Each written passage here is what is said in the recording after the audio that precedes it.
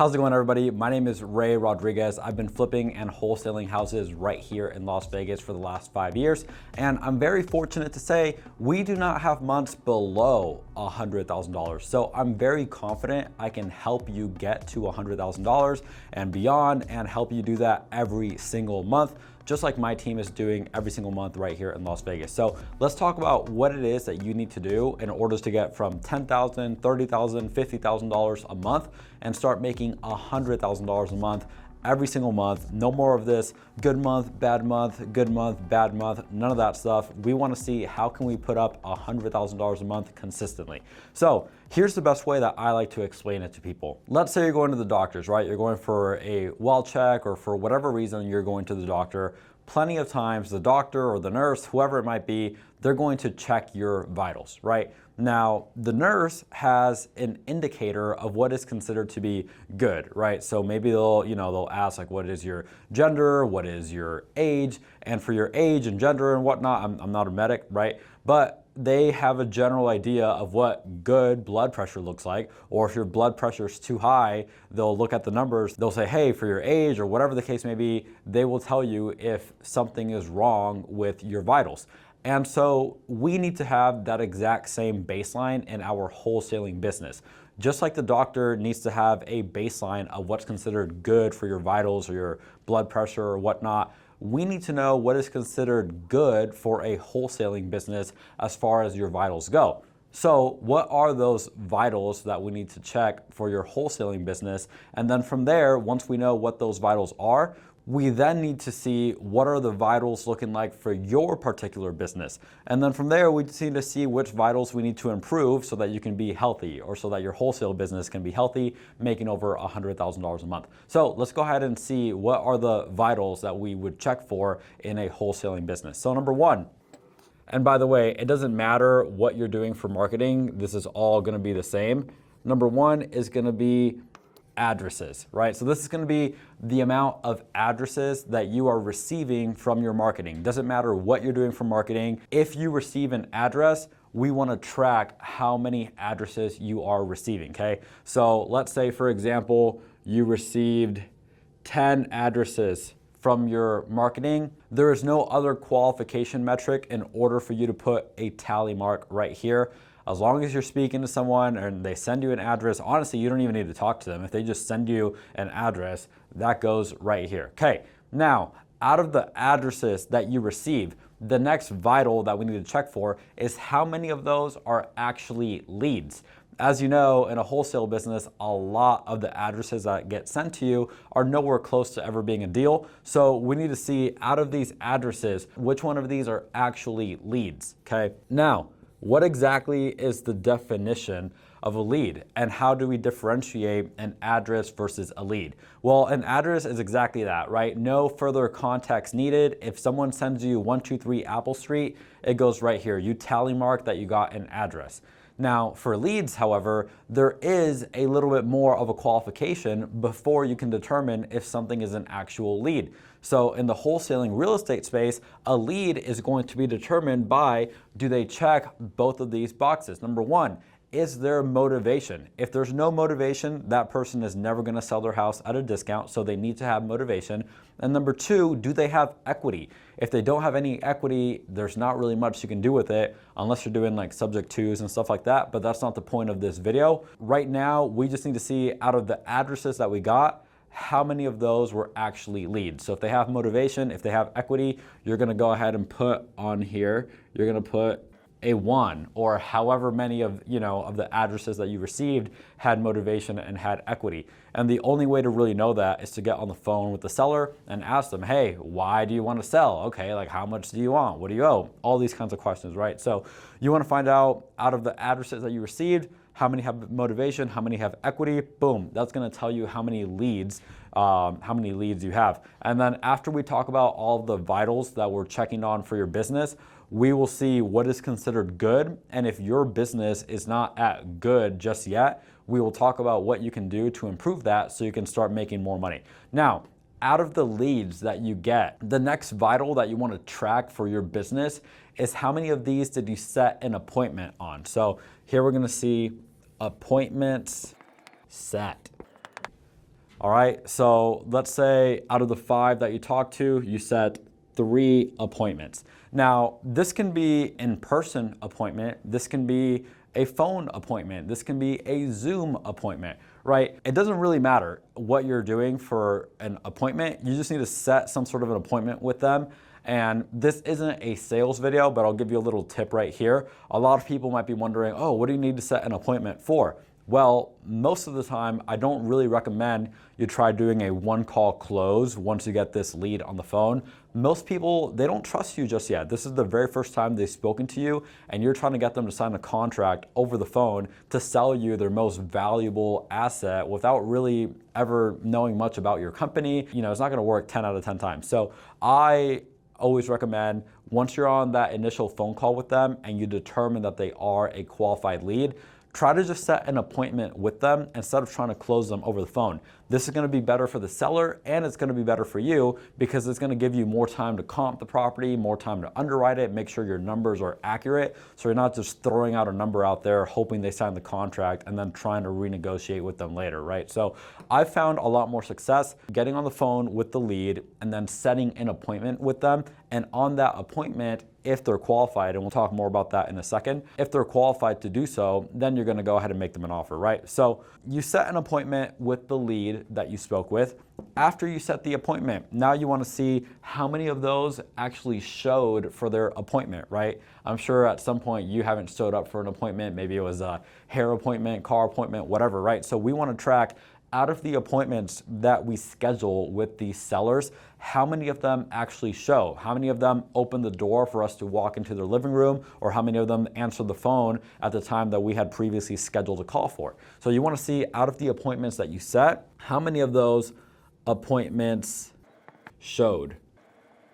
Okay, so let's say here it was 2, okay? Now, out of the appointments attended, appointments showed, if they are qualified to receive an offer, and every company is going to have their own, qualification metric for that. Some people say, hey, if they showed up for the appointment, we're going to make them an offer every single time, no matter what. Other companies like myself, we only make them an offer if they tell us that they are ready to make a confident yes or a no decision. And no is perfectly okay, but we don't want people saying, if you make me an offer, I'm just gonna tell you that I need to think about it. And really what that means is they're gonna call all of your competitors, see if anyone can beat you. And then if someone beats you by like 500 or $1,000, the seller's gonna go with them, right? So me personally, my company, we only make an offer if you tell us you're ready to make a yes or a no decision on the spot. But that's just us, you do as you please. The metric that you wanna track here is out of the appointments that showed, how many of those did you go ahead and make an offer to? So offers made. All right, let's say you made an offer to one of them. Now, we're not in the business of just making offers, right? Making offers does not get us paid. Getting contracts signed is what gets us paid, right? Or at least it's one step to getting us paid. So you want to track right here how good your sales guys are doing. Out of the people that they make an offer to, how many of those turn into a signed contract where the seller agrees on price, they agree on terms, and they want to move forward with you and with your company? So we go from offers made to contracts signed. All right, offers made to contract signed, right? Let's say your sales guy, boom, he locked it up, perfect. Now, out of the contracts that you got signed, you're still not guaranteed a payday, right? You need to get what? You need to get that contract assigned. So this is the next metric that you want to track in your business. And then again, once we're done talking about each of the metrics, we'll talk about what a good baseline number for you is in order to start making 100 grand a month. So out of contract signed, you want to see how many contracts did you get assigned. All right, so we got a contract assigned, okay. I'm gonna just keep putting a 1 right here. It gets a little bit more difficult for me to write the further down the board we go, but bear with me. So contracts assigned. Now, just because the contract got assigned, that still doesn't mean that we're getting paid. So now we need to see contracts assigned to what? To deals closed. Perfect. So now we need to see out of the contracts that we got assigned, how many of those actually closed. All right, fabulous. Next, we want to see average deal size. Let's say that's 20K. All right, perfect. Now, after you're tracking your average deal size, the final two numbers that you need to track are dollars spent and then revenue collected. Okay, so these are the metrics that you want to be tracking, right? If I'm a doctor, if I'm a nurse, which I'm not as smart as those people, but if I were those people and I was diagnosing your business, these are the vitals that I would need to check for in order to help you get from 10 grand, 30 grand, 50 grand a month, whatever you're making, to $100,000 a month and beyond. These are the vitals that I need to be checking for. So if I'm, drawing your business's blood or whatever the case may be, these are all the items that I'm checking for. Now, just because I'm checking for these, that doesn't mean that I know what is good or what is bad. So let's talk about what is considered good, what is not good, and what you need to do in order to start getting to $100,000 a month.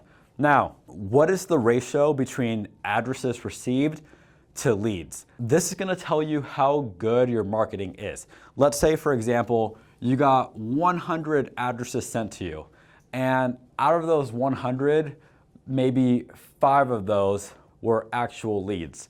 If you're doing Google pay-per-click, I would fire that pay-per-click company so fast, right? Because 5 out of 100 is not that great, or actually that's really freaking terrible. But let's say you're doing something like cold text or cold call.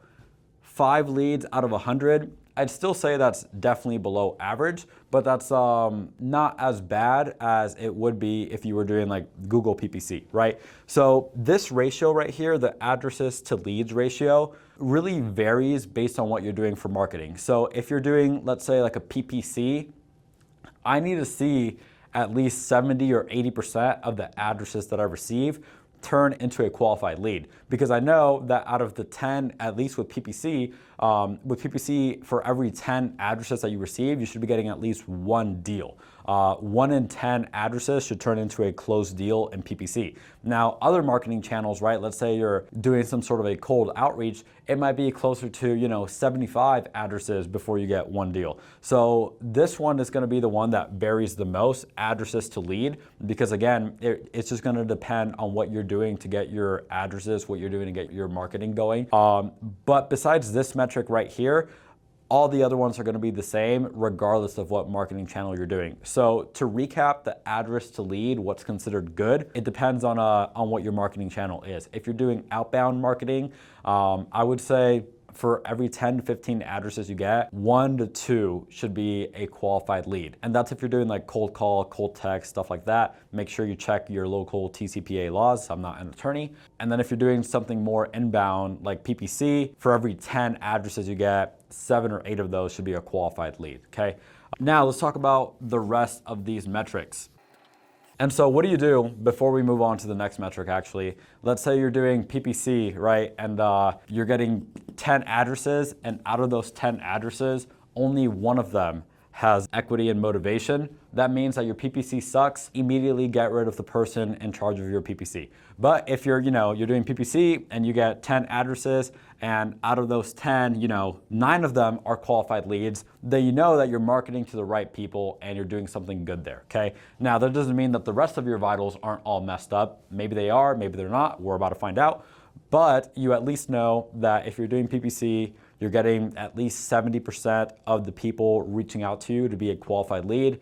Your marketing is doing something right. Okay, so next we want to track leads to appointment set. In a perfect world, right, you want to get this number to be 100%. So, but that's not the metric that we're shooting for. I mean, you can shoot for it, but that's not, realistic over time. Every lead that you get, you want to try to set up an appointment. There's no reason not to. I mean, if they're a qualified lead, you want to set up an appointment. So here, this should be at 80%. The lead to appointment set, that needs to be 80%.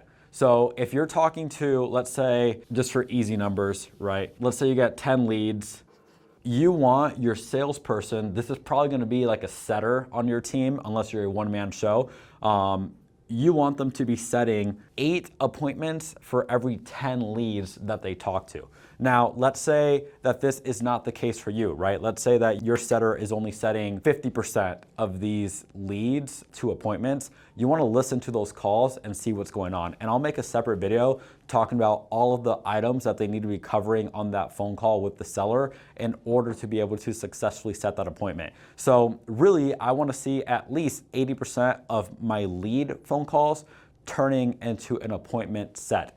Anything below 80%, something's not right. And so again, if your business, if you don't even have this data, start tracking it. And if you do have this data and you're at 80% or above, you don't need to change anything in your setting process.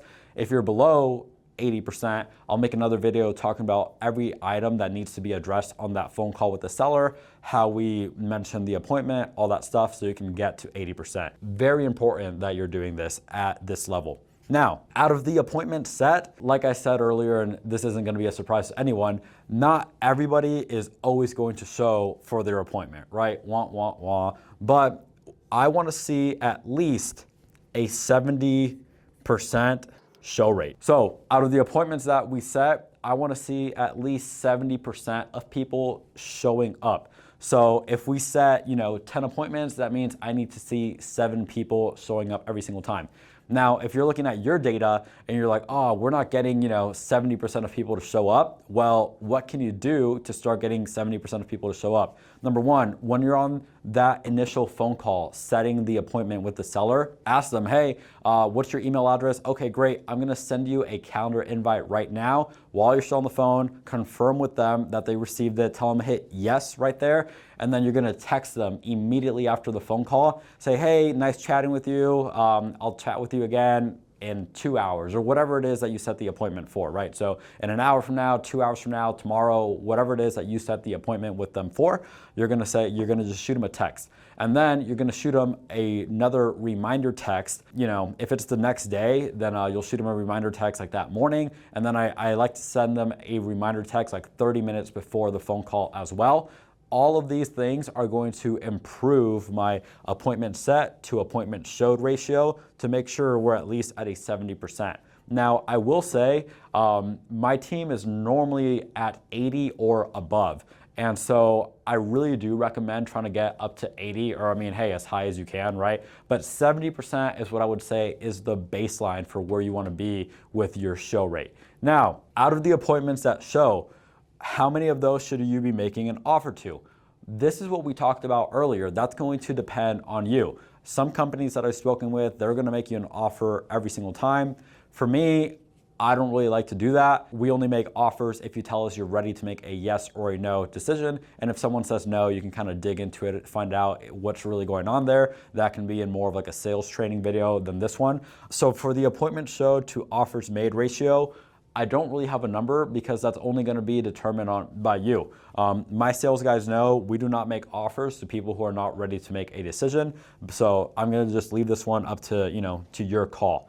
Now, one that you absolutely are not going to leave to your call and you need to have an actual baseline of what's good is out of the offers that you make, how many contracts do you get signed? This is going to be your close ratio. So let's say your sales guy's going out there and he's talking to, he makes 10 offers. All right. Now, out of those 10 offers that he made, for example, he ends up getting 1 contract signed. That's not good at all, right? That's really bad. So you would either have to train that guy better or just find somebody who is better. What is the ratio that we want to see? We want to see offers made to contracts signed be at a bare minimum 25%. So basic math, that is 1 signed contract for every 4 offers that you're making. And this is obviously when you go out there, the seller wants a price, you make them an offer, you get them to agree to your price. That is the ratio that we're tracking right here. So here we're tracking out of the offers that you make, how many of those turn into a signed contract where the seller agrees on price, on terms, on all that fun stuff. We want to see 25%. If your salesperson is not closing at least a 25%, I can't tell you how much money you're losing out on. Either train them more, go through somebody's sales training program, or just go hire a new salesperson. Those are really your only options right there. Now, out of the contract signed, we want to see how many of those we get assigned. Now, again, in a perfect world, we're always shooting for 100% with these things. But what I really want to see here, I want to see out of the contracts that we got signed, how many did we get assigned needs to be at least an 80%. If we're not moving these deals at least 8 out of 10 times, there's something going on. Are we underwriting these wrong, where we think the ARV is higher than it is, or we think we can offer more than what we really can? Does our dispo team just suck at finding buyers? You'd really want to dig into what's going on there, and that can be a separate video in and of itself. For me, and this is a little pro tip, I would give myself an A, right? If this was a classroom, I would give myself an A as far as being able to come up with the ARV of a property and what is the MAO, the maximum allowable offer. However, even with that, there are times where I'm not 100% sure what I think we can pay for a property. So before my sales guy goes and makes an official offer, if I'm not 1,000% sure, my dispo guy or I will send it out to a few people who are considering wholesaling this deal to, and we will ask them like, hey, what do you think you would pay for this property? And the reason for that is we do not want to have to go back to these sellers and renegotiate with them. We take a lot of pride in making you an offer that we're going to be able to perform on. So if I'm ever not sure, I'm just going to ask one of the buyers in advance what they think they would pay for the property, and just make sure that we're making good quality offers to the sellers. The lower this number is right here, the more bad reviews you're going to get on Google. People are going to say, oh, you canceled on me, you guys couldn't perform, whatever. The higher this number is, the complete opposite is going to happen. You're going to get more positive reviews. People don't want you renegotiating with them after you've already signed the contract. People don't want you backing out of the deal. So you want this number to be as high as possible. Now, out of the contracts that you do get assigned, how many of these do we get closed? I need to see bare minimum 80% here as well. Now you might be wondering, why would a contract not close after it's been assigned? You never know, right? There could be title issues. You could get the payoff back from the seller and they owe way more than they thought they owed, and now the deal is dead. You know, it could be a probate. There could be a number of reasons why a deal doesn't close once it's been assigned. You want to figure that out, and you want to make sure you're getting to at least an 80%. Now, after you do that, you want to see what is your average deal size. So if you close, 10 deals and you made 200 grand, average deal size would be 20K. Bare minimum, I want to see an average deal size of $15,000, ideally closer to 20 though, but 15,000, if you're not getting at least a $15,000 fee every time you close a deal, you need to start negotiating these properties lower. So your salesperson, right, they need to start offering a little bit less money, and your dispo person needs to start looking for better buyers. Something I recommend, you can get a bunch of platforms online that help you find buyers, or you can literally scrub through the MLS and look at flipped properties and start reaching out to those people. But make sure you're getting your deal size to at least $15,000, ideally closer to 20 or above. Next, you want to track, and so that's average deal size, how to improve it, whatever.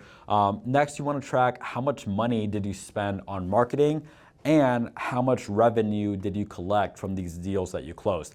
I want to see a 10-to-1 ratio. So for every dollar that I spend on marketing, I want to get $10 coming back to my company's revenue.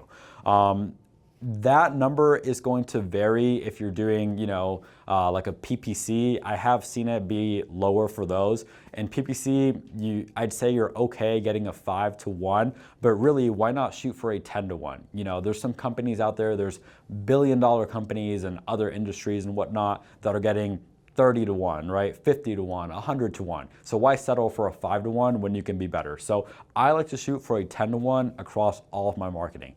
Now that we've talked about what is considered baseline or good for each of these vitals, right? Just like the doctor would look at your, if let's say this one, instead of saying lead, if this said blood pressure, I don't know anything about like what that number would need to look like, but let's say your blood pressure is, I don't know, like, okay, I just put like 10 million on here, like some crazy number, right? And I don't know anything about medicine, but your doctor is going to know what is considered good, what is considered bad, and now you also have an idea here of what would be considered good, what would be considered bad for each one of your vitals for your company.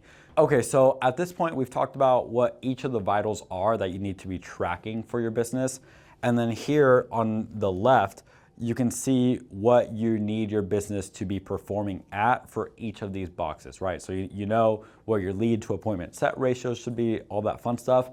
And we also talked about what are some tips that you can implement into your business if any of your numbers do not look like this. So we talked about if you're not getting your appointment set at least an 80%, you want to listen to call recordings, and I can make another video talking about everything that you need to address on those phone calls to make sure you can start setting at 80%. Here we talked about sending reminder text messages, getting a Google Calendar invite, all that fun stuff. And so all these little things that we talked about, what you can do to improve your metrics to make sure your team is performing at least, you know, these numbers to our left. Now, let's say you are tracking all these metrics and your numbers look like this or better. Scaling to 100 grand a month is super easy. All you need to do is increase your marketing. So if you're doing PPC or whatever it is that you're doing, it does not matter what you're doing at all for marketing. You just need to go do more of that, because you know that once you add to the top of your funnel, so the top of your funnel, you know, it's right here. Well, so your top, once you know that all these numbers look good, you just need to increase your marketing by as much as you can, because you know that your team is going to convert at a healthy rate and you're going to make more money. If any of these are broken though, you need to fix them before you increase your marketing. So let's say all these look good except your close rate. Let's say you're only closing at a 10% rate. You're just gonna waste your money because you have a leak in your bucket. So you need to make sure there are no holes in your bucket so water can't be slipping out from, you know, from any of the holes. If all these numbers look good, increase your marketing spend and you're going to increase your bottom line. If any of these metrics are not where they need to be, implement some of the tips that I mentioned, and I can almost assure you that you're going to see improvements in these numbers and ultimately in your business at all. Now, I do have a really quick offer for you guys as well. If you found this valuable at all and you want to have a one-on-one phone call with me, help you grow your business, help you get unstuck from wherever you might be, I am going to leave a link down below. You can schedule a call with me. It's not going to be cheap, but I will guarantee you that whatever problem you have in your wholesaling business, we will solve it on that call. And if we don't, I will give you 100% of your money back on the spot, 100% guarantee. So there's no risk to you whatsoever. So really the question that you need to ask yourself is the problem that I am facing in my business worth paying this much for a phone call? If the answer is no, then don't book the call. If the answer is yes, then click the link down below. We'll schedule a call. And again, if you're not 100% satisfied, I'll just give you your money back. All right, thanks for watching. Like, subscribe. Peace. Bye.